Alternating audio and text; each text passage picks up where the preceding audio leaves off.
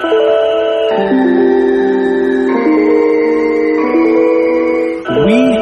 the people of Mercury. I am your interplanetary host, Travis Montgomery. These views reflect one planet and Welcome, one everybody. planet alone. I am joined by returning guests Dusty Angel and Matt Nagy, always bringing that heat. How's it going, gentlemen? I asked you both at the same time in hopes that you guys could just start trying to talk over each other. But anyways, so first things first, thoughts and positive vibes go out to all the people affected by the fires in California right now.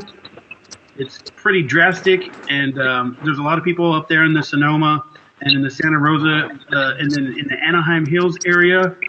I hope there was no homes or anything damaged like that. There's a lot of shit going on. Another thing would be I've been listening to a lot of stuff about Ralphie May, who passed last Friday. And if you're a stand-up comedian, comic fan, you probably heard of him. By all accounts, a very nice guy, and I was a fan of him on podcasts and some of his stand-up comedy. So I just wanted to say, give him a tribute. And but you can't think about him without thinking about how overweight he was, and God damn it, we could all take a little bit better care of ourselves. I for sure could, as I take a swig of my OE. Anyways, so we're missing a third party here. Jordan Alford, who was supposed to come on for the last Race Relations podcast, has gone MIA again. And I'm sure there's a good reason for it. At least he might think there's a good reason for it. I don't think so, because I messaged him about an hour ago, and he said he would be on, and he's not. And we're supposed to have talk about race relations. He wanted this one. He wanted to come on with us, and now he's not here. So I guess we are left to just fend for ourselves here. He actually kind of called out Arnold Sullivan, a.k.a. Dusty Angel, when he heard the last one that he was supposed to be on. He wanted it, and then now he's not here again. So I don't know what to make of it. Yeah. It's disappointing. Whatever. A little disappointed. Yeah. He may jump in. Who knows? He may jump in.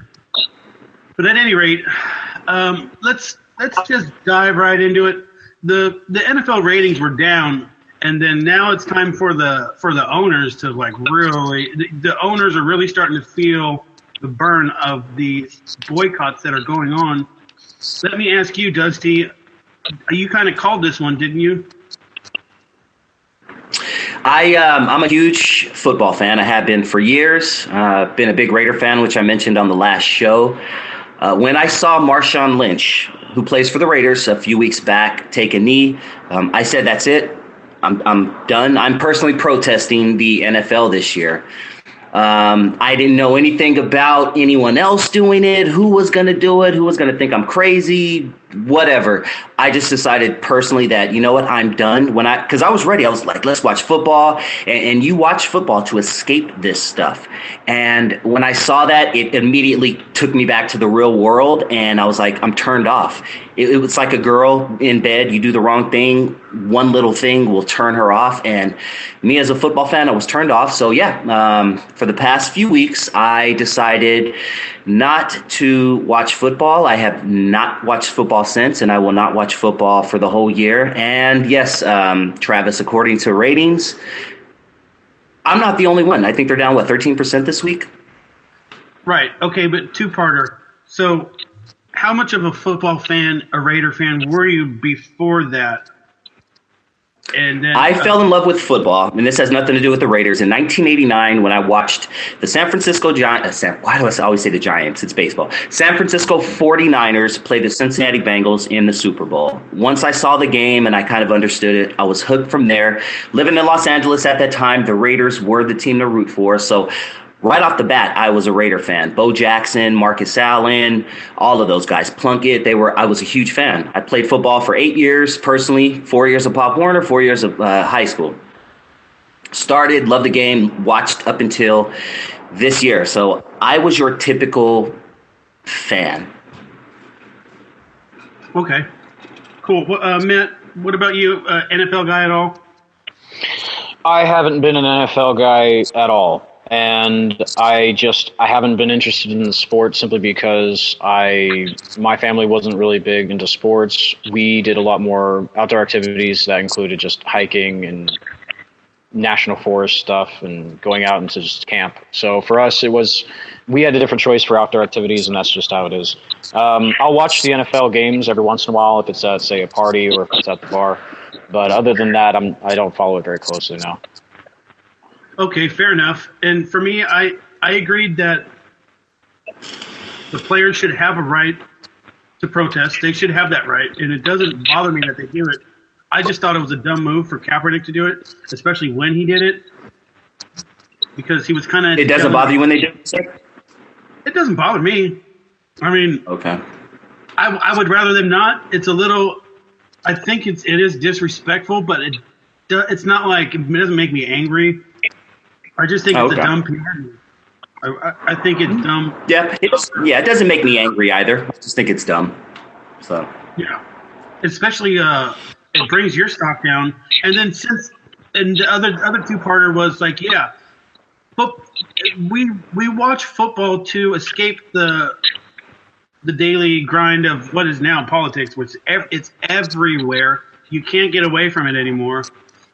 So I think that football and sports. And for me, MMA, MMA is my big sport. And when the UFC is on, guess what? There is nothing else that I'm thinking about except for, my predictions on. I do a lot of MMA stuff, but it's an escape. Just like watching a movie is an escape. And even in the movies now, they've got these subtle political stuff going on.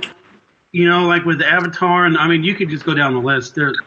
There's these subtle political little jabs here and there, and it's like we just can't get away from it anymore, and it's dumb. I think it's a dumb move. Yeah. I personally can't watch SNL, and once again, I was a huge SNL fan for the past 30 years since I first saw Eddie Murphy when I was like 7 years old back in the early 80s. I followed them all the way through the Wayne's World years and all the way through I've always followed SNL, but literally now every show they're throwing their jabs in there, and it's become so political, and it's not even funny anymore. It's more cringy, dude. I can't even watch SNL anymore. It's a show that I fucking loved. Not to mention there hasn't been a funny black guy on there since 1993. Yes, that's true. Plus, they also are totally avoiding the, Harvey Weinstein rape case. They're totally avoiding that, instead opting for bashing on Trump more. So, it's Jewish. Yeah, everyone knows that. Exactly. At any rate, so a big topic was going to be Black Lives Matter. Mm-hmm. I feel like it's going to be kind of hard to navigate these waters now. But I've got an idea, though. I mean, we all have seen, the media portray Black Lives Matter just as what was it? The last time I was on, what was that gentleman's name? The last guy that we had on? Carl. Yeah, Carl.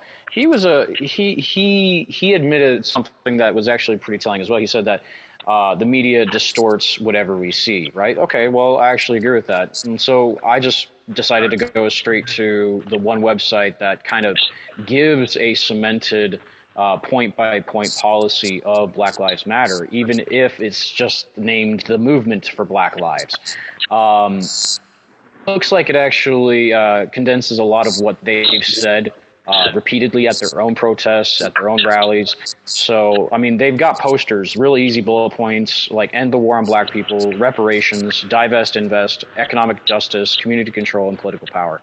I figure if we just go down this list, we could I'll just literally say it, and then, Travis, you just come up with a good question for it, because this is stuff that, obviously, we're on our own for having to try to figure out what would have been debated here, but I figured this would at least be a good starting point to talk about it. So that first one is just, what were you going to say?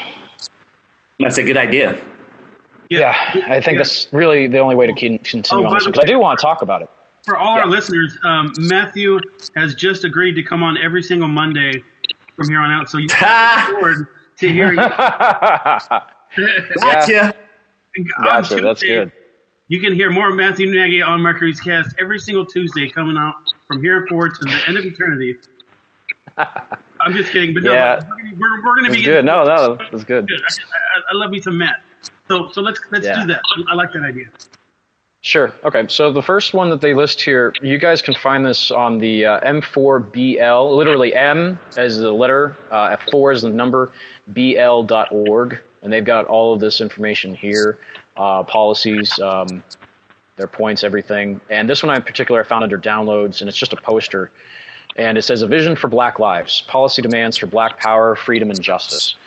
And they've got these little symbols, like it's got two black hands ripping apart chains, and it says, "End the war on Black people. We demand an end to the war against Black people. Since this country's inception, there have been named and unnamed wars on our communities. We demand an end to the criminalization, incarceration, and killing of our people." Now, I'm just going to go off of what their poster says right here. Going through point by point their platform, they actually have quite a detailed listing here. But if I were to just read that, honestly, as a white guy, I just kind of sit there like, okay, well, do they have any validity to that? I'd probably go to their website and figure it out. But for what I know personally, with the research I've done, it's total shit.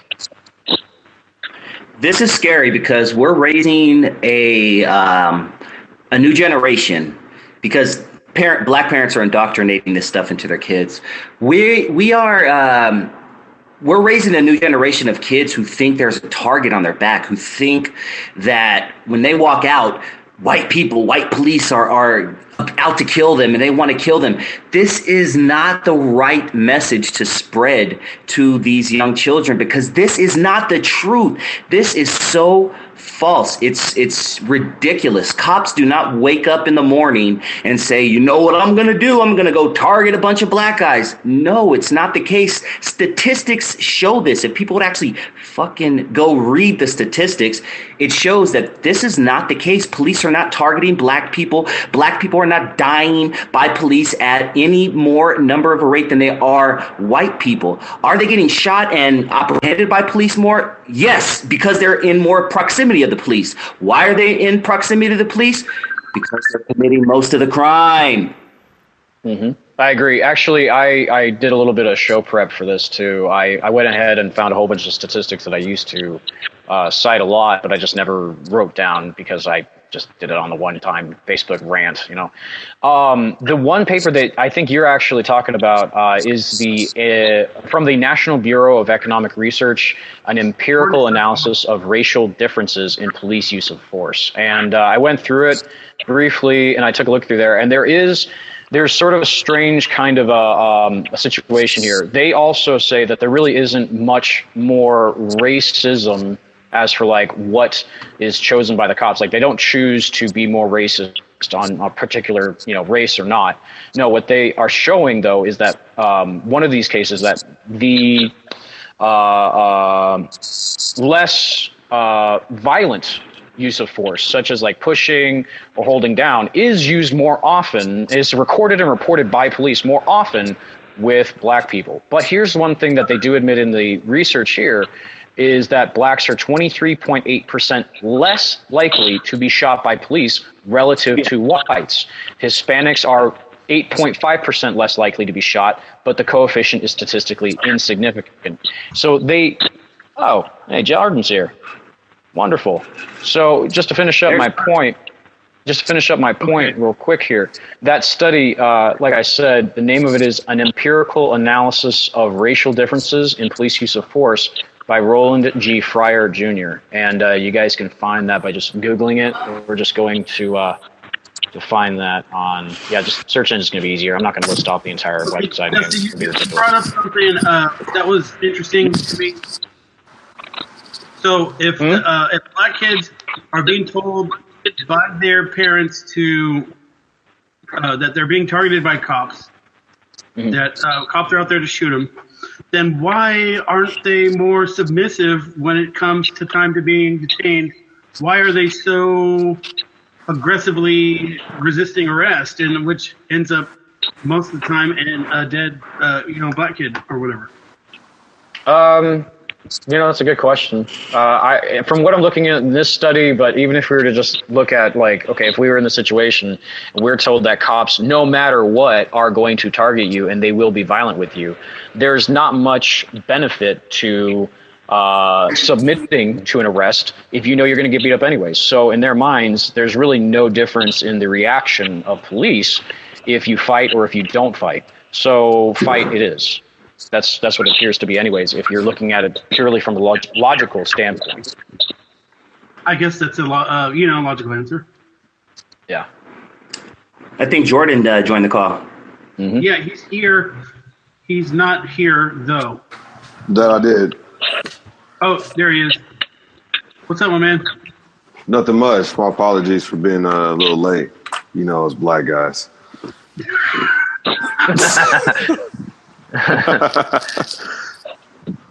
All right, so we're. I'm glad you're here. That makes me happy. It's good to see you again. Me and Jordan, we knew each other as kids. I don't know if we knew it directly, but we hang out in the same kind of circles, I guess. Maybe you knew my brother a little bit better than you knew me. Football. Speaking of football, we both played for the Cerritos Hornets, which now they're the Cerritos Steelers, which is, I don't like that. I like the Hornets better. What do you think about, and I'll ask you the same question that I asked Carl on the last podcast. Why do you think that we are so divided racially and politically as a nation? What would be the cause? Is there a root cause that we could point our finger to say, yeah, this is kind of why this is going on? I mean, I don't know how you boil it down to one thing. I mean, it's a perfect storm of numerous things that gets to where we are. The one of the biggest reasons I think that we're divided today is that we either disagree on the priority of issues and or we disagree on the means on how those issues are brought to the forefront of everyone's mind, right? So everyone may get upset about social injustice. They'll agree that social injustice is a problem, but in return, they'll say, well, you shouldn't be focusing on that. You should be focusing on education. And it's like, well, yeah, that's true. Education, I would put it as the number one priority. But just because it's the fourth ranked thing on the priority list doesn't mean that it's not better than doing nothing.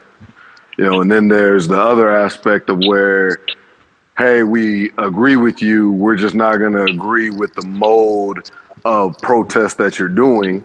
So in the meantime, instead of ever discussing the issue that we do agree on, we'll waste time discussing issues that don't actually matter at all. Yeah, Travis, if I may, can we get right into it? Because apparently Jordan disagreed with some stuff I said on the last show, so we might as well get to that. We've already been kind of chit-chatting for 30 minutes now. I was just curious, what did you disagree with that I said on the last show, Jordan? Well, you said something along the lines when by the time I had to turn it off was you said something along the lines if you don't want to get in trouble for selling crack, don't sell crack. I thought that was possibly the dumbest comment ever. See, here's the deal.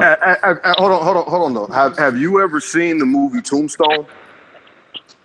Right. No. Here, Huckleberry. Yeah. Oh, no, I don't think I have. No. Val Kilmer. Classic. Yeah, come on. So anyway, the point of one scene was, a fight was going to go down. Wyatt Earp was smacking this guy around, and he asked the guy at a certain point, are you going to do something or are you just going to sit there and bleed?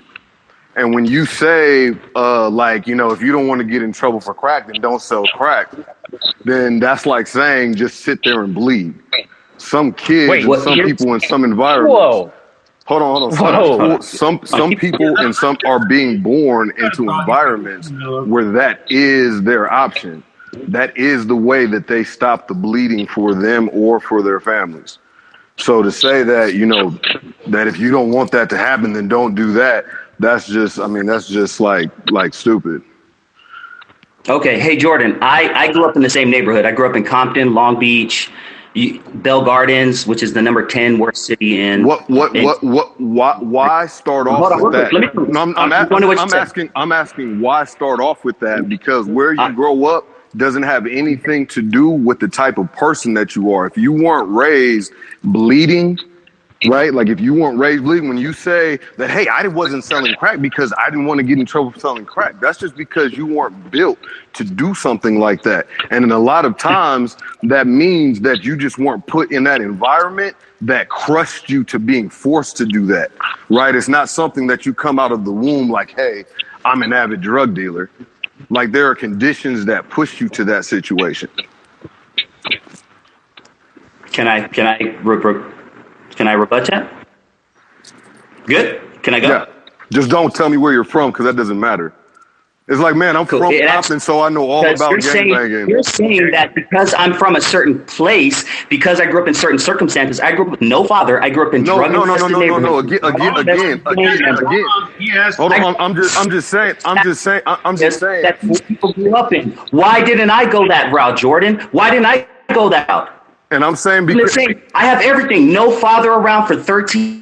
Jordan, I grew up in the same neighborhoods, Compton. It doesn't get any worse than that. Come on, dude. Stop blaming the fact that somebody grew up in a certain neighborhood means that, oh, they gotta automatically sell drugs. You're putting black people under because of that. This is what I love about these conversations. You got 3 minutes. Give me 3 minutes, okay? Because I want you to quote. If you're gonna talk over me, you might as well stop now, because I gave you 3 minutes. I just want you to quote me. I just want you to quote me correctly. Just quote me correctly. Stop. In this now. I'm not going to talk over somebody. I'll discuss with you, but I'm not going to talk. Right. Over. So let's discuss. All right. So let's discuss right now. Somebody talk over you. Do you want to discuss? Now repeat what I said. I'm not going to talk over this guy. He's just been over me. I gave him 3 minutes respectively. He can't even give me 30 seconds. I'm saying just repeat what I said. Don't say what I said. Like repeat what I said. It's recorded. Later.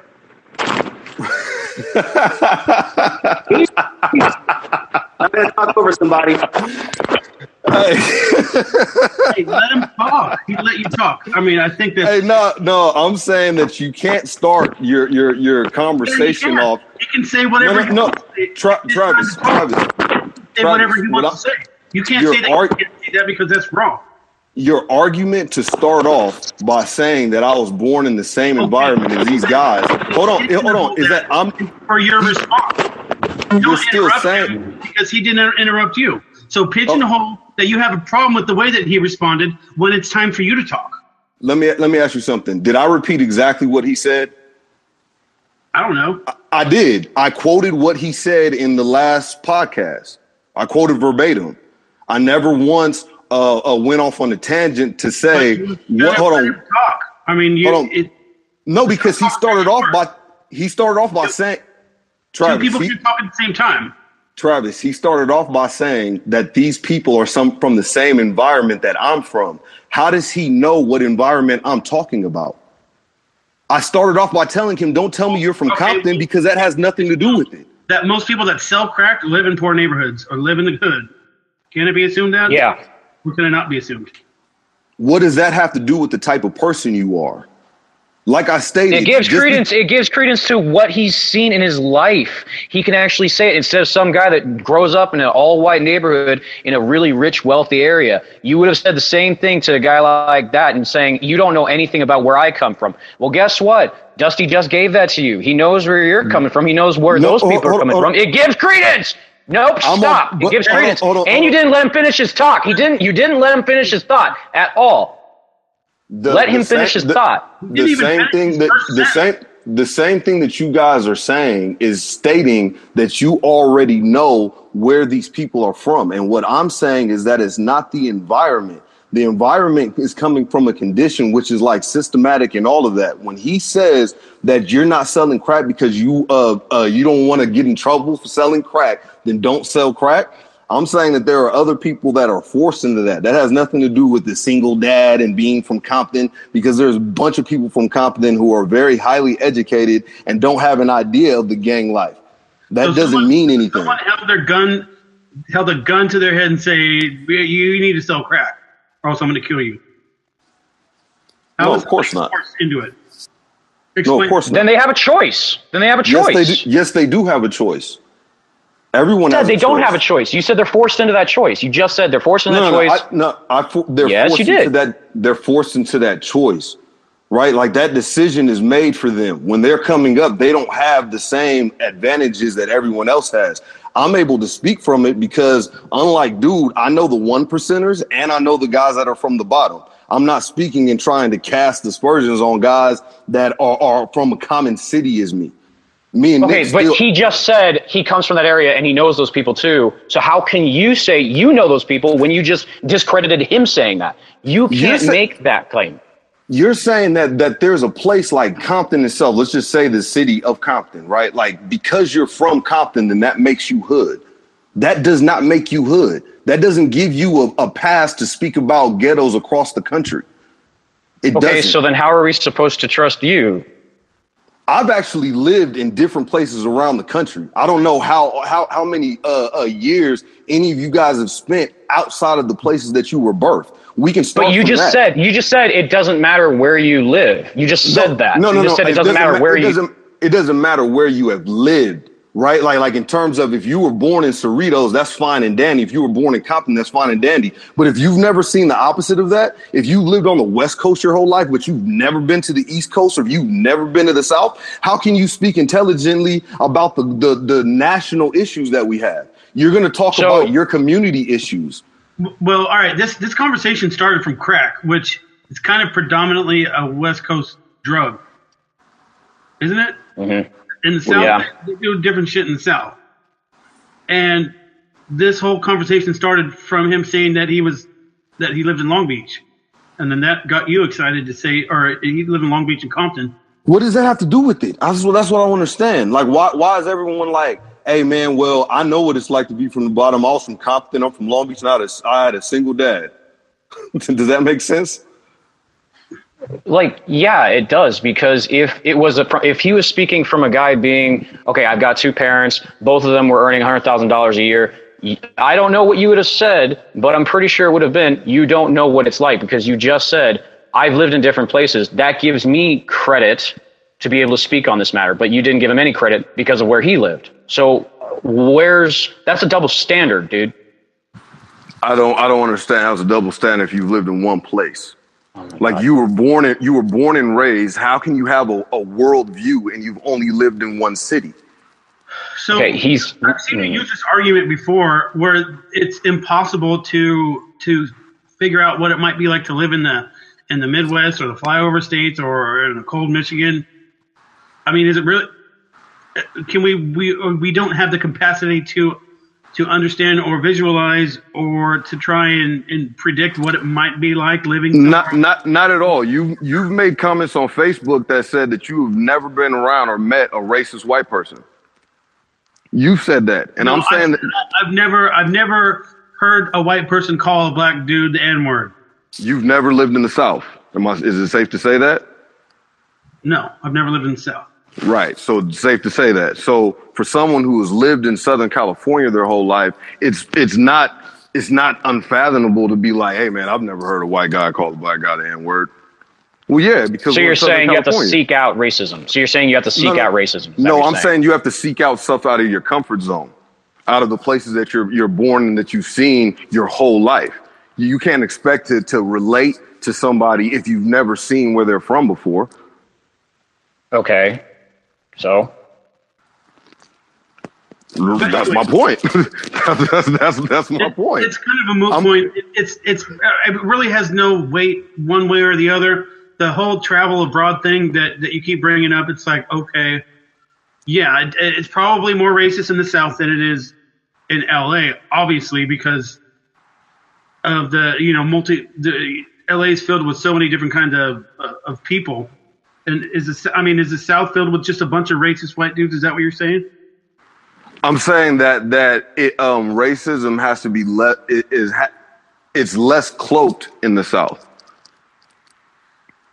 Okay. Oh, okay. So this goes back to the to what you about people that are white that have like racist thoughts, and they don't really post or say anything, but they think a lot of racist stuff.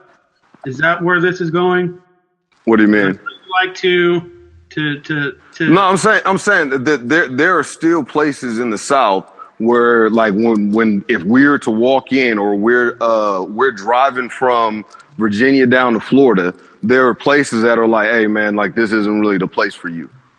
Like, you guys should just keep going. And then vice versa. Is there some places in LA that No. That classic notion about, well, if a white guy is walking down the streets in Watts, you're gonna get robbed if you look wealthy, no matter where you're at. But you're not gonna get robbed in Watts because you're a white guy. In South Carolina, you'll get lynched because you're a black dude, whether you're wealthy or not.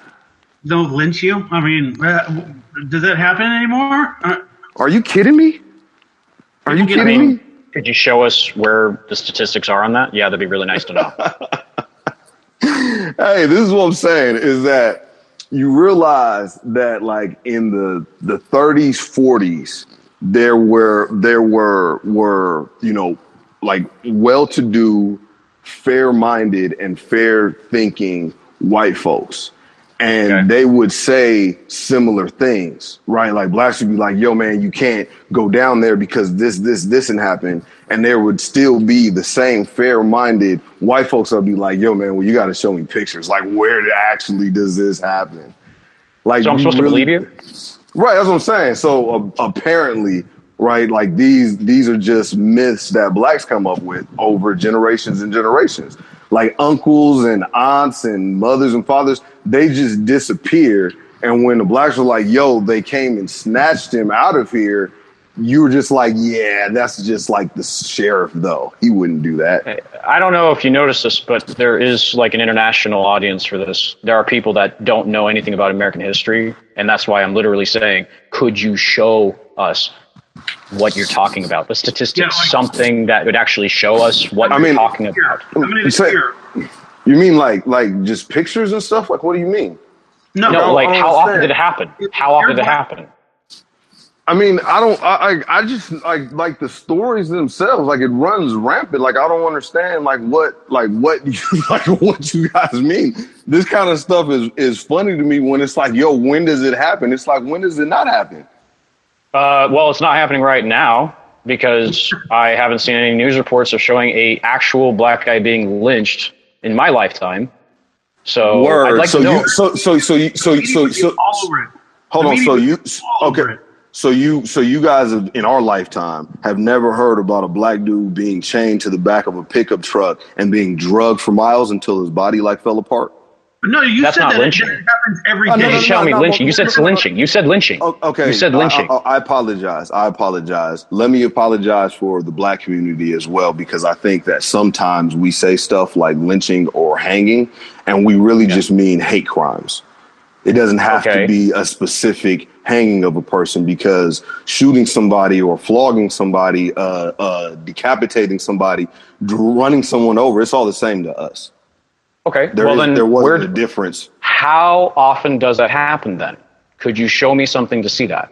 That's what I'm saying. Like, now you're talking about intent, though. And that's just going to have to be like, you're talking about intent. Because if I'm like, hey, that white guy shot that black guy, you're going to be like, yeah, but he did it because he didn't like him. It's not because he's racist. No, I'm literally asking you, could you show me the statistics of how often it happens? I want to know. The statistics of what? It happens. How often black people die at the hands of white people? I don't even care if you pin hate crime onto it. I just want to know if there's ever any statistics that you can show me of what describes what you're talking about. That's what that's like like how often do dogs crap a day? Like I don't like it happens all the time. So why? So you've got fucking nothing. That's what you're saying. You've got nothing to actually show how often it happens. So it never happens, right?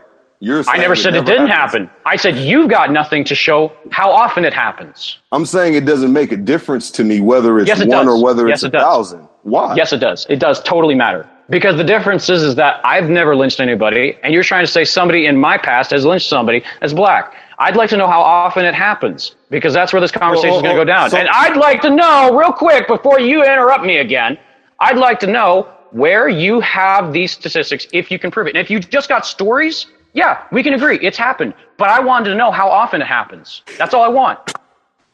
I want to know, why does that matter to you? Because it does. So, like, the number does matter. If it's 1 compared to 1,000. Yeah. And I'm saying that, what are you guys referring to? Because these things, like it's not like someone is hung in, like, a forest, something like that, or goes missing, and then later on, like, that's reported and that number is calculated. That person goes missing and was actually a victim of a hate crime. How do you know that? Because these families have shared these stories forever. Okay, there's stories. I could share stories too, but what is the one thing that we can all commonly share is, does it happen, and how often does it happen? Who's recording the facts? That's what I'm asking. Who's recording the facts that you're talking about? You're talking about the St. Louis police departments? Are we talking about police departments that we know are racist? So you're saying that we can't trust the statistics. You can't trust the statistics. That's what you're saying? Correct. Even from the 20% of domestic violence goes unreported. How do you know? How do you know? How do you know that it's 20% if it's not been recorded? No, that's my point. That is, how do you know? How can you say it's 20%? How can you say it's 20%? That's what people will say. They'll say that 20% of da goes unreported. How do you know that if they weren't reported? Right? Okay, so how do you know what your statistics are that are true when we know that things go unreported? If I'm saying that these things are inherently something that's unreported, or why are you asking for the statistics that we know would not reflect what's going on? So all of the statistics, all of the criminality, everything that's actually been researched, everything is totally thrown out because you can't trust it. That's what you're saying. In that reference, yeah, because that's like the most difficult like one to find. Right? Okay, so what statistics are you okay with? What can I go look up? Like, name them. Name them? I asked you how often lynchings, by your definition, happen. That's what I'm saying. How do you know about lynchings if the lynchings aren't reported? Oh my God! How do you know? Like, how do you know? Like, that's the dumbest thing. Hey, what kind of inside source do you have, Mr. Jordan? What kind of I'm saying I have stories personally from branches of my family of where there's been like lynchings, there's been multiple police brutality situations and everything. And like, I mean, my family, my family's like well-to-doers, you know what I mean? Like they've now transitioned to that 1%. So in terms of like criminal activity and all that, it's never been the case, but they have these stories. My grandfather has these stories of like losing his brother to lynch mobs. Like, this isn't something that like fantasy happens. Like, have you guys like ever done like you hear like ask a black friend, right? Go ask a black friend, like, when does the black guy die in the movie? Do you guys know when the black guy dies in the movie? No, because I don't care. What'd you say, Travis? It used to be first. It used to be first, but he's not first anymore, right? Like, usually he's making it until like the final four, you know what I'm saying? And if he's a star, he'll make it like, maybe till the end. But these are like just common things that until you actually look for it honestly yourself, you won't know it because they're not reported. That's not real life, though. We're talking about cinema. We're talking about movies. No, I'm just talking about. I'm talking about black people being hung from trees. That hasn't happened in my lifetime. Because if it did, it would have been all over CNN and MSNBC. Right. They would have gobbled that shit up like fucking pancakes. Yep. That's sorry. It's how is that ridiculous? You see how often? No. You see how much time is devoted on a black guy getting shot by a cop? Do you not see how often that's like absolutely blown out of proportion? You don't see that. No. Wow. You think it's blown out of proportion? Riots, Baltimore riots. I mean, come on, dude. Are you serious? Like all of those riots are fermented because of the media. Are you kidding me? Yeah. But you guys are still talking about the stuff that happens so blatantly out in public that is unable to hide. Like you're unable to hide it. Do you know how many of these things, like these deaths, have happened, and the only reason why we even know about it is because someone random caught it on camera? People like in our communities have been talking about these situations forever. And it wasn't even believed that he didn't even get shot by the cop. But now we have the camera and it's like, oh, well, he was acting up. He should have got shot by the cop. Okay, then what about Trayvon Martin? What about Mike Brown? All of these guys, the only recordings that we had of them for like Mike Brown, for instance, was him strong arm robbing a fucking convenience store. I mean, I'm not what video recording? I'm not trying to get into the particulars of like, each individual case, kind of like Colin Kaepernick. Let's switch gears here. Hold on, real quick, Travis, real quick. All just kind of like Colin Kaepernick. I feel like Colin Kaepernick is maybe a top 20, top 25 quarterback or so in the league. He's not good enough for me to care enough about his job in the NFL. Because he's not an exemplary quarterback in order for me to get out there on a stand for him. Okay, right? But do they record his stats still?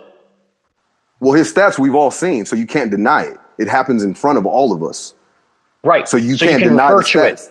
No, you can't deny the stats because it happens in front of us. There's accountability. There is an accountability in the systems that we're talking about. Okay, so I have a quick question. This sounds like you're just saying that it's absolute. And I want to know, is there an acceptable percentage of crimes that go unreported that you would finally look at statistics and say, yeah, I can trust these statistics? Like, it's not fair to compare robbery statistics versus, when we're talking about specifically white to black and the history of those criminal statistics. It's not apples to apples, because for robbery, it would behoove any department, right? You report the robbery, we're going to track and keep track of all of this stuff, right? But when it comes to that, it's like, a lot of that stuff by nature would be swept under the rug. Why? Well, I mean, we really have to go into like the history of like police departments and all of that, like where all of that came from. Oh, that they actually get their money from taxpayers, which means they have to prove that they're doing a job, right? So that means that if they show No.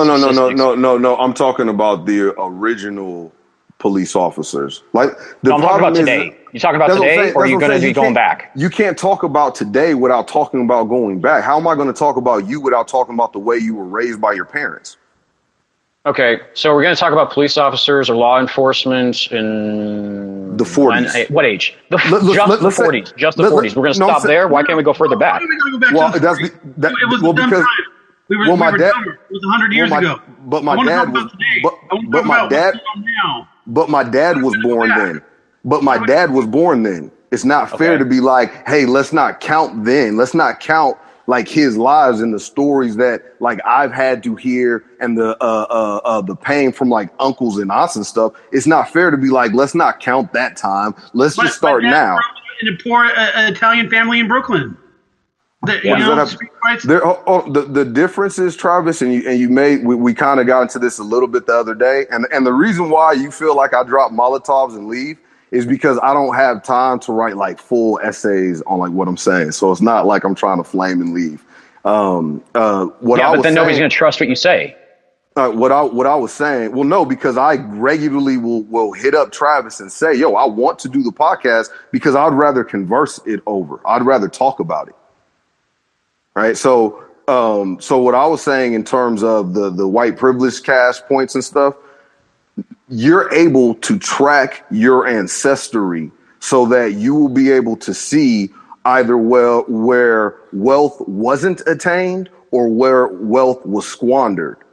You know what I mean? For me, no matter what, after my second or third generation, it's going to end one place. Right. And that's the reason why we can't talk about now. Now, hold on. Now, the Congo or Nambia is where most of the slaves came from. Yeah. No, but I can't track my family, though. I can't track. Yeah, but you wouldn't have tracked them there either because you would have been a slave there too. Like, I don't understand what you're talking about. How do you know that? How do you know that my bloodline? How do you know my bloodline wasn't royalty? If you say that you came from slavery, are you saying you came from slavery? Like in this country, yeah. Yeah. Okay. Yeah, your family would have been slaves in Africa too, bud. No. See, that's what I'm saying. Like, yeah, they would have. Yeah, because you know who enslaved them? You know who enslaved them? They were prisoners of war, bud. They were prisoners of war. Okay? They would have been slaves there too. So you either were going to be a slave here or a slave there. So are you going to talk about something we can actually refer to today? And that's why I've said, can you show me something today? That is so ridiculous. But regardless of of the ridiculousness, let's still keep it to this country. Right? Because over in Africa, they don't promise home of the brave and the free and all of that stuff. There is no melting pot promises over there at all. So let's just talk about here, right? Because over there, right. Okay. Right. All right. Sure. Over there, right. Well, it was understood that it was dog eat dog, right? It was a war. We were prisoners of war and all that. There was none of that here. So let's not talk about that here. Right. So we can still. Right. So you're free now. Congratulations. Well, I'm good. I'm not talking about me. My family for the black community is more than likely in the 1%. You know what I mean? So that goes without saying. So I'm not speaking for I'm not speaking for people that are like me. Like the chances are you're not like me. You know, okay. Like they're. But you're trying to say that your father experienced terrible racism in the past. Yes. Is that correct? Correct. Okay. And I literally just said your family, because you said they came from slavery, right? Yes. Okay. Had you not been sold to those slavers to be brought over here to the States, your family would literally be still there in those countries. Hold on. You would still be suffering. You're still wanting to bring up over there. Let's not talk about over there because over there it was war. Yeah, because you're uncomfortable with that. No, you're uncomfortable with that. I'm saying that regardless of how dumb that sounds, I will give you that point. The Congo is one of the worst places on planet Earth right now. You can have that for over there, but like I said, they don't have a constitution declaring that all men are created equal over there. They let it be known. What's the excuse here? I mean, there's a point there.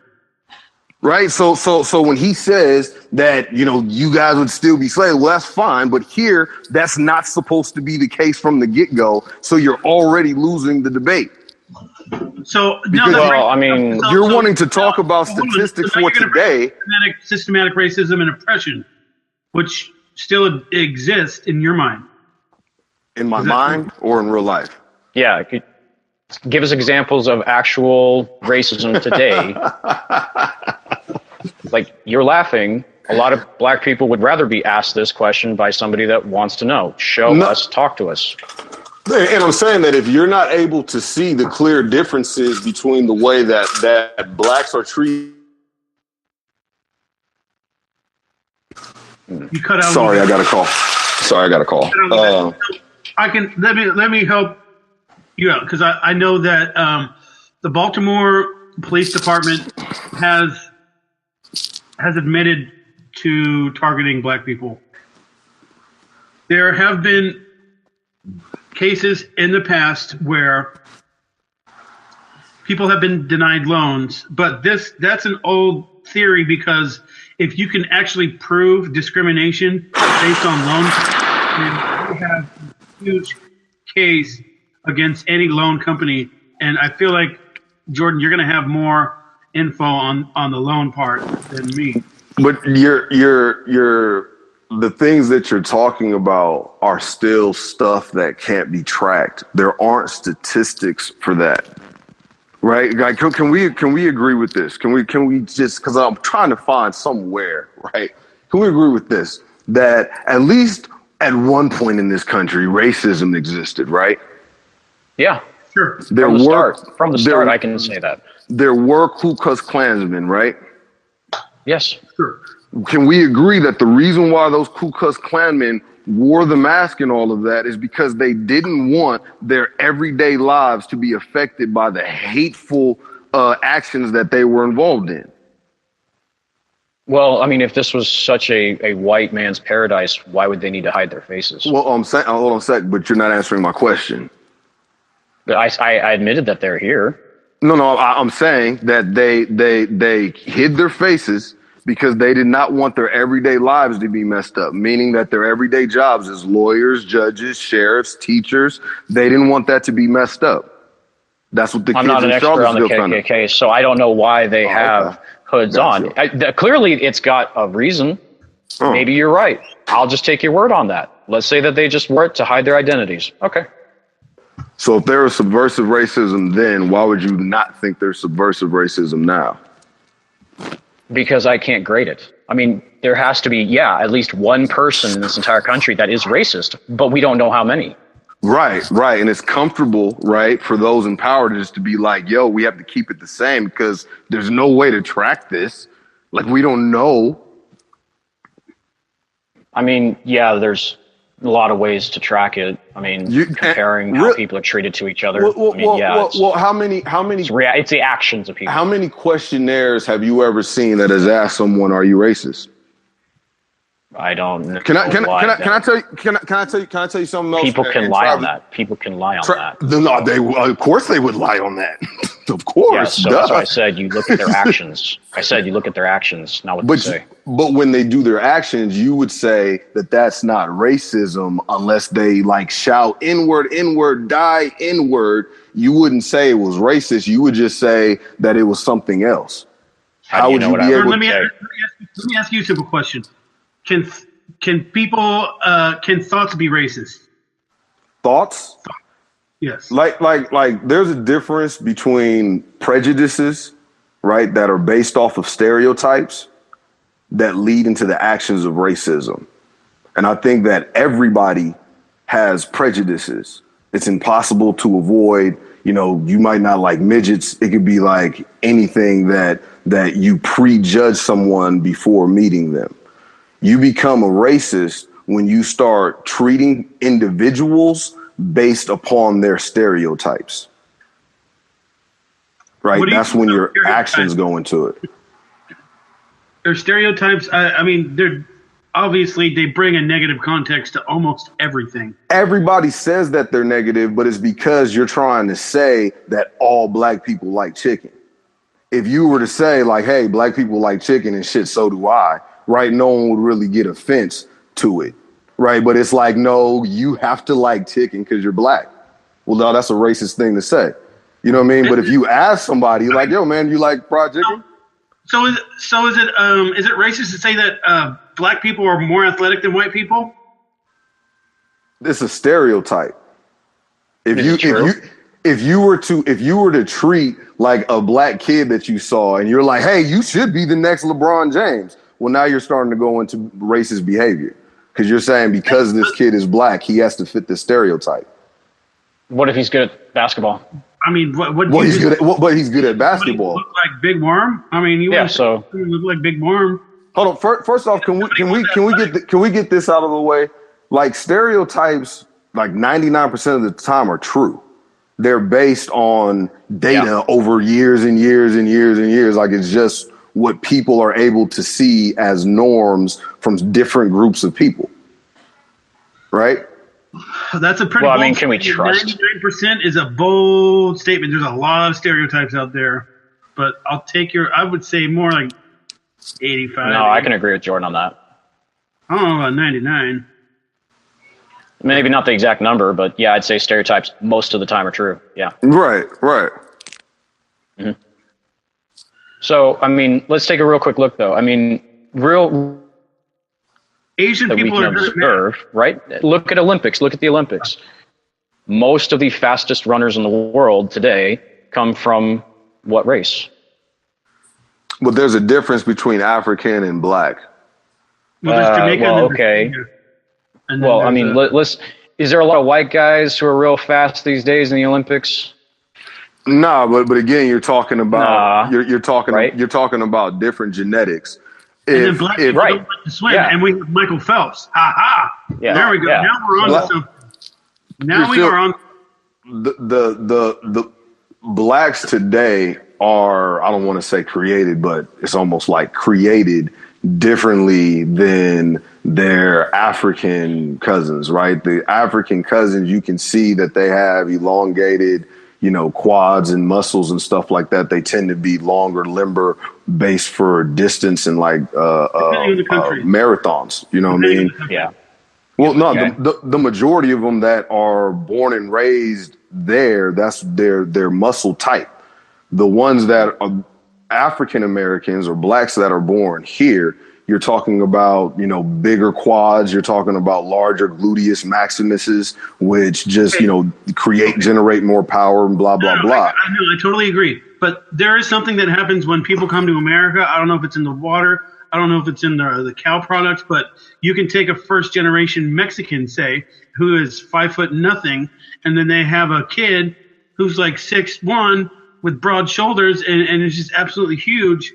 There is something that happens when people come over here. Their genetics change a little bit. They start to widen out, and I can't say how I'm going to put my finger on it, but unless that 5 foot is marrying like a 6'5" chick. Right. Yeah. For real. Yeah. Seriously. Yeah. Man, they'll have two parents from Mexico. The kid's bigger than them by the time they're 10 years old. Yeah, it's probably something with food or something. I don't know. Yeah, that might have something to do more with diet or nutrition, but we're not talking about the evolution of man. No, I've heard a theory behind it that's just coming to me, is that the parents and then their ancestors from Mexico, just had enough food just to probably get by, and they have that hunger gene that's in them already, so they don't really get. I'm not saying they get full, but that hunger gene is always there because their ancestors were always hungry, so they just eat and eat and eat and eat because they were they were kind of food deprived. Generations going up along the chain. Anyways. All right. Well, all I was trying to get at with the differences is that we can see that stereotypes do exist, and we can clearly see that when you look at the Olympics, most of the fastest runners are black. I yet to see a black swimmer in the Olympics. Weightlifting as well is usually Asians and white guys, regularly from Russia. Didn't I believe that the females gold medalist this year was black For swimming? Yes, I believe so. Well, no. For which one? Swimming or gymnasts? Swimming. No, right, I didn't know that. I don't think. I'm fairly sure. I mean, I know that there was gymnasts. I mean, that was pretty clear. I remember that from this last Olympics, but I don't recall seeing any black swimmers. I'm not trying to say that that's because black. Yeah, no, I get just different bodies. It's just different bodies. That's all. There was a first. So. And do we really need to make a big deal about her being the first black one to win a gold medal in that event? I mean, can't we just say she was? Sure. But again, no, it's not. It's just not fair because we haven't had the opportunity long enough to just all of a sudden be like, oh man, well, it's the first American, because all along blacks have always had the opportunity to swim as fast as they possibly could with, all of these fine aquatic instruments. That hasn't always been the case. What about blacks in Africa? Like they have an ocean around them too. What does that have? Why? I don't want. Why you keep bringing up Africa? Because that's where black people come from. I come from Los Alamitos. And your family before that? They were from Oklahoma. And before that? Somewhere in Oklahoma starts to get cloudy. And then before so that. What you're saying is you're a Native American here. What do you mean I'm a Native American here? Do you said earlier that you can say that with certainty that you are from slavery, like your family comes from slavery, correct? No. I'm American. Okay, I'm American. I get that. Yeah, you're from America now because you were born here. Sure, okay. But your ancestral line comes from where? I would assume Africa, but if you were getting into that, like all of us are from Africa. But that's still not true. There's actually studies that are showing that that's not true either. So we can go down that path. But what I'm trying to say is, you mean like the Caucasus Mountains? No, I'm saying that they're showing that they're actually skeletons older than the skeletons found in Africa in Europe. Got you. Okay? Got you. So who found them? There is a difference. Here's what he's saying. Here's what he's saying is that when people came over here on the slave ships, there was no documentation where they came from or their family lineage. That their history was pretty much erased when they stepped foot here. Their history starts when they get.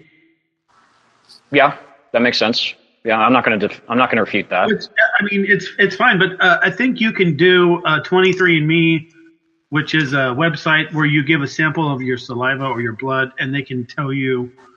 I don't know how accurate that shit is, or Ancestry.com. I don't know. I'm no expert on it, but I guess you can figure it out in today's world. But up until about a couple years ago, people had no idea where the hell they came from. I know that some of my grandparents came from Italy.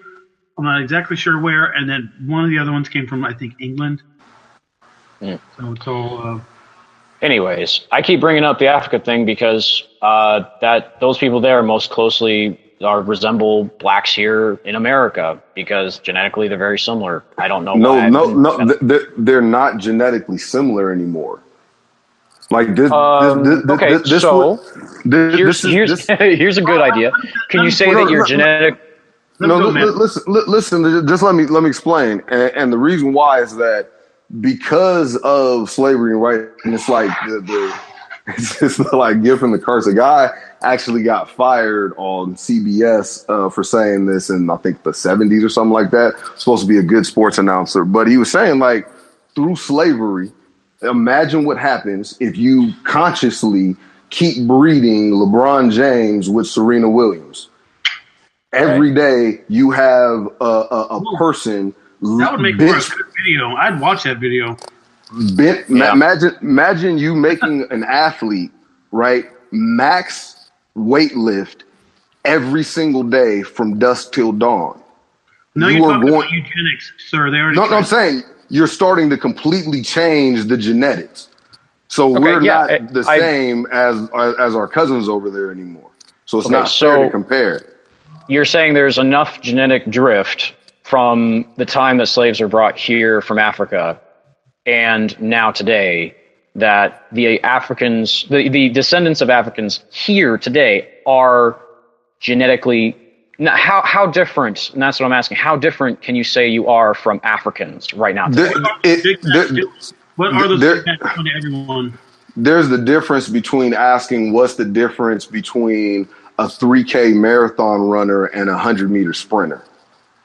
There's just you can't say one person is necessarily more athletic or what have you than the other person, but genetically, these are two different athletes now. Okay, and I can say pretty easily that most of the runners for both sprinting and marathon, they tend to be black. So there's got to be something there. So there is. The Kenyans run. They have to run 3 miles to go get water. So that's their warm up as a child. So it makes sense that they're going to have the elongated calves and quad muscles that allow them to stride forever. But they're still genetically far different than Marion Jones, who has a high gluteus maximus and fat thighs. Okay, so that's why I'm wondering, do you think that the blacks here in America are more similar to which continent of people that they originated from? The Asian, Asian nations, European area, Russia, Africa, South America. What other continent would most resemble where blacks in America came from? Like, what would be? What would? I'm saying, why can't I say here? Because you mostly resemble people from Africa. I mostly resemble people from Europe, and Asians represent. That's because you can trace your lineage right back to that place in Europe. You can't just say blindly that you can throw me somewhere in Africa and I'm going to resemble somebody. If you're not talking about my skin, there is no country in Africa that looks like the African Americans here today. Okay, let's take Snoop Dogg, for instance. If you put him into one of the tribes with their outfit, do you really think you'd have a hard time recognizing, the differences? I mean, if Snoop was white, do you think you'd have a hard time identifying him in Switzerland? Because it's the same person. I mean, all right. I feel like we're what are you talking about? A dusty road here that's not really beneficial at all. And so we probably got like 10 or 15 minutes left. Let's try and close it on something different. I feel like we're chasing. This is what I'm asking. We got long enough on this. Do both of you guys agree that there is social injustice or systematic racism, or do you guys feel like that's just it doesn't exist for black people? I'm talking about period. For okay, well, if we're working with absolutes, yes, there will always be some form of racism because that's I'm saying I don't care about racism. I'm talking about systematic racism. Well, yeah, it's called affirmative action. That works for white women. Right? Holy crap. So you're telling me right now that for the Asian people who have to actually score, I think it's somewhere in the range of 150 extra points just to equal the same score of a black person, regardless of background, that isn't somehow favoring black people. But you said racism. That's not racism. Yeah. How is it not racism when they're literally separating people and giving other races better scores? Are you kidding me? All right. So you have two kids and they're growing up. They're the same age, same intellect. You lock one of them in a closet for 3 years and you personally tutor the other kid. When you finally let that other kid out of the closet and then you give him a personal tutor, that's not called reverse racism or systematic racism. That's just called getting the kid caught up with the rest of the class. Well, why was that kid locked in a closet? That's a bad example, first off. Well, that's called slavery, Travis. Slavery. Like there was a point we weren't allowed to read. Okay, right? So what about blacks in Britain? What about blacks in Britain? So MIQ scores as blacks here. So what's the difference? But why are you bringing up other countries? None of these other countries talk about land of the free, home of the brave. Well, I think first off, I need to tell you something right off the bat. If you still believe in equality, you're wrong. Sorry. I don't believe in equality. I believe in fair. Okay, everyone is different. Okay, so hold on. So, Jordan, what you were saying was that because the slaves weren't able to read, they were never taught to read, is that generationally they're a little behind. Behind, right. Yeah. Because, all right. No doubt. Right? Like how long... How long so you said your family's in the 1%, though. You said your family's in the 1%? How long have the Ivy Leagues been running? Right? They've been open for like centuries, right? My brother, who graduated in 2002 from Harvard, he represents the second class of African Americans that go through there. If Obama's kids decide to go to Harvard, that's the first generation of black graduates that will then have their kids be able to go through Harvard. How many white generations have had that? That's just for my family, none. But that again, you can track back to where that was either squandered or never gained.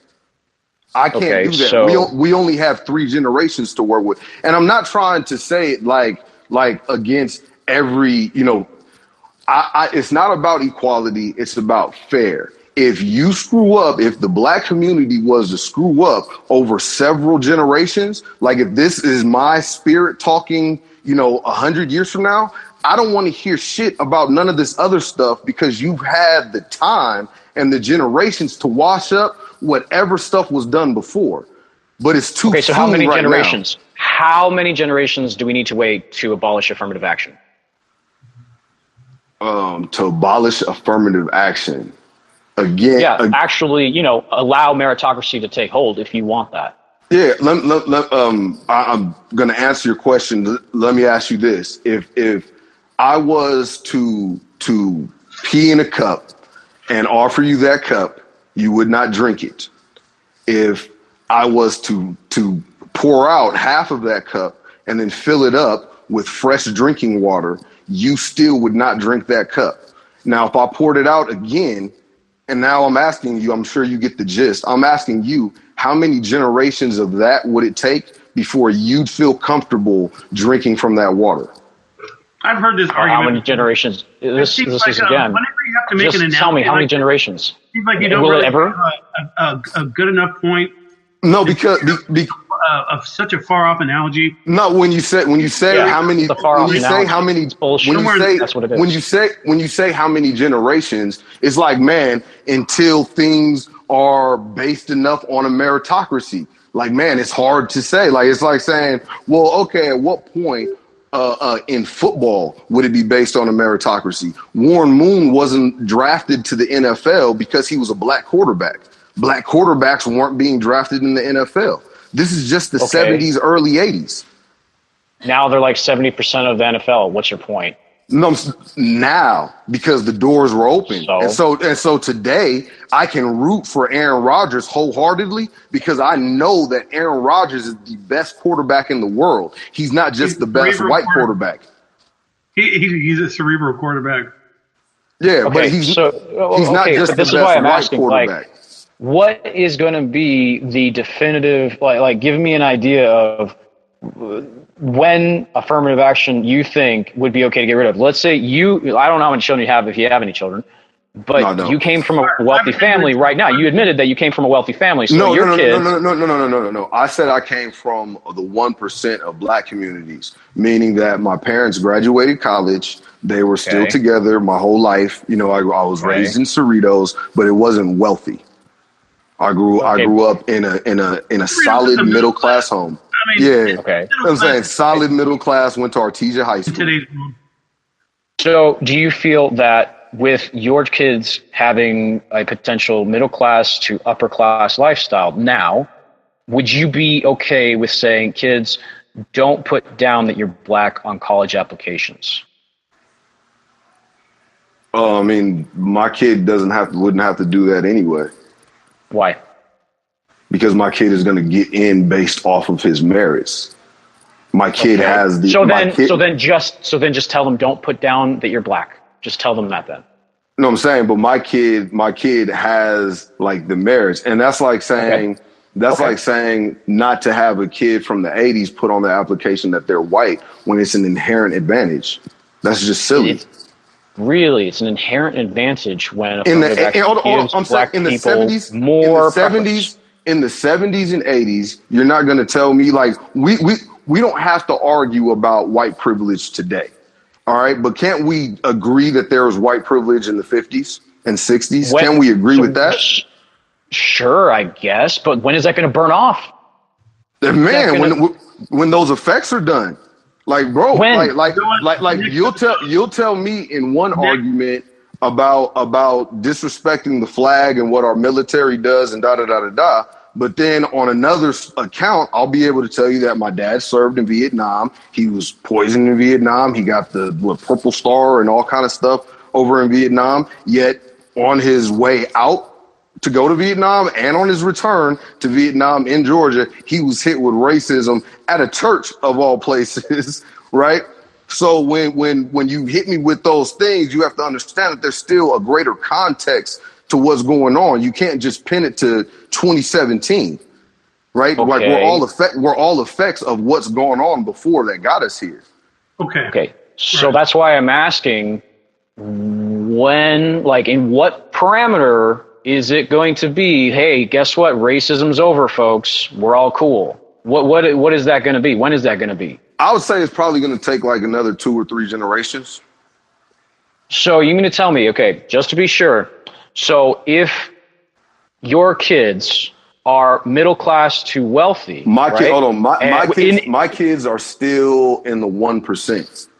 Okay, 1% of what? Just your race? That's it? Black communities. Okay, so like my family structure. That kind of makes no sense because I mean, like, let's be clear. There's a lot of really rich black celebrities out there. Are you saying that your family's part of their? I have some really rich family members in my immediate fam. Yeah. Okay, so then for all of the children, wait. So for all of their children that will have enough money to afford college, do you feel it's also fair that they receive preferential treatment on their admissions? Again, you're saying, do I feel that it's like they won't receive any preferential treatment because it won't be deemed? Okay, shit. Okay, so in the 60s, was a white guy getting preferential treatment? No, today, Jordan, today. I asked you today. Right, and you, the same spirit of you in the 50s would be like, yo, man, you're free now. Right? Like no, I'm asking you when. I'm asking you when, and I'm asking you a specific question. It's yes or no. Do you feel that they should have preferential treatment? Yes. If they're yes. Okay. So if you're wealthy and you're black, you should still get preferential treatment. Yes. That's what you're saying. Yes. You're full of fucking shit. Hey, all right. You will never give it up. You're always going to play for your own group, and you know that. You always know that. Yes, That's what you just said. Yes. That's what you just said. So you're telling me that the black kid from a wealthy family should get preferential treatment for some white family that came from slavery, because the Slavs literally came from slavery. They've been poor their whole fucking lives, came to America, we're still fucking poor, trying to get up. You're saying that they should not have any preference. They should literally be held against their own fucking race. That's what you're saying. You're saying, oh, no, you did, sir. You absolutely fucking did. Because I asked you if your family is rich and they're black, should they receive preferential treatment for being black? Yes, they should. That's exactly what I fucking told you. Yes, that's what Travis, I don't want to fucking talk to this guy anymore because he plays his own in-group, and we already know this. He's trying to say that we should all be fucking fair. He's telling us we should all be fucking fair, and he's saying that you should still get preferential treatment. That's full of shit. Hey, you're full of shit. You just want to be fair today. Why would somebody that's wealthy need preferential treatment? Hold on, but why do you guys just want to talk about today? What's the problem with talking about yesterday? Because you understand. Because you're not comfortable with this, and that's why the point is. Your grandparents said the same thing in the 50s. Like, let's not talk about slavery. You know my grandparents? You know my grandparents. I'm assuming that they're intelligent like you, Matthew. All right, we're gonna have to. Do they share the same intellect? We have to cut this off due to time constraints on my physical. My physical ability to post these things needs to be less than an hour and 40 minutes. But I feel like this is a conversation that needs to continue. It's tough to talk about these things without being riled up. There's a lot of emotion involved. There's a lot of history. There's a lot of stuff to get to. It's not black and white. I guess that was a bad analogy. There's a lot of gray areas to speak on. There's a lot of brown area. There's some brown areas. There's some yellow areas. There's some poor white people areas. I'm just kidding. I appreciate both of you for coming on. Due to time restraints, it's better for me to cut it off now. And maybe let's regroup. Do this thing in a couple of weeks again. Jordan, would you be down? Yeah, of course. Okay. Let's revisit it in a couple of weeks. Matthew, would you be down? And if we get Dusty back, not a problem. Anytime, anywhere. You guys did a pretty good job of letting each other talk. And Jordan, I felt like you cut Dusty off, and it pissed him off. Dusty wanted to run. Matthew doesn't want to run. All right. I would not agree with that, but you are definitely entitled to your opinion. So in closing, I mean, did we make any progress? Did anybody learn anything here? We didn't figure racism out in America today? Damn it. What? I said we didn't figure out like how to solve racism in America today? No, so we're not going to do that. But we can, climb up that Mount Everest maybe an inch at a time or a foot at a time, and to where basically we can come to a place of understanding, because we are all so divided right now, and I feel like that's a huge problem. And sometimes we just need to yell a little bit, and that's healthy too, but not for the whole thing. And I feel like we did all right. We're not gonna. Hey, look, we're not changing anyone's mind here, but maybe just trying to understand a little bit is something that's could be beneficial moving forward. With that said, Matthew, have you pulled your hair out over there, or are you still? Oh no, I've learned a lot tonight. hopefully some positive stuff. And Jordan, yeah, funny actually. Thank you for. I know you're running late. Something must have happened. Yeah, that's not. So, thank you for coming. We got to do it again. You are a great sparring partner for anybody, and it's not a fight. But I just use that as an analogy, and analogies usually don't work that good. But you're great. You're great. I love to hear what you have to say, and I don't feel like you're wrong for a lot of. I mean, you ain't wrong. Maybe I don't agree, but you can't say that we're wrong with a lot of the stuff that we say. I don't think that you guys are wrong at all, and that's what I started, off the whole thing by saying, is that. The problem is that we spend time talking about the nuances of it, and we, for the most part, agree with the things today, and we spend more of the times disagreeing on that stuff instead of figuring out like how, if he would have let me finish, so like how we weed out the wealthy from the underprivileged, because otherwise we don't have any way to give the benefits to the people that actually need the benefits. Definitely, you did paint. You did start the canvas by painting it off that exact way. Okay, so we'll revisit in a couple weeks. Coming up, we have a post-election recap. No, it's been a while since we talked about the election, so we're gonna do that again. I think that'll be out next week. Coming up down the line, we've got a couple guests lined up. Nothing for sure yet. But the next one should be good. It's going to be a Hillary Clinton bash fest, pretty much. And we're going to talk some shit on the current president, too. So anyways, this has been Mercury's Cast. I appreciate both of you for coming on and hanging in there. This is difficult stuff to do, and appreciate the hell out of both of you. All right, see you guys later.